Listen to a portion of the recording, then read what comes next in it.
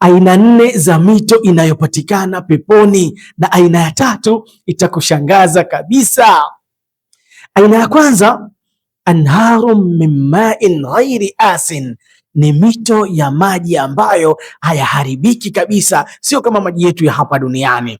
Na aina ya pili, anharu min labanin lam yataghayyar ta'amuhu, ni mito ya maziwa ambayo ladha yake haiharibiki kabisa.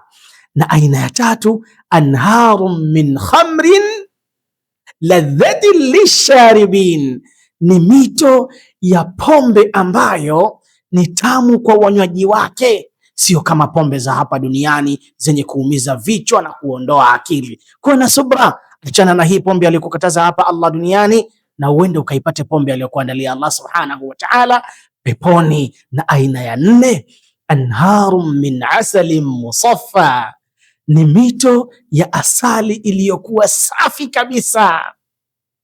Tutaenda kuogelea na ikiwa umependezwa na mafunzo haya, sambaza na wengine wapate kujifunza.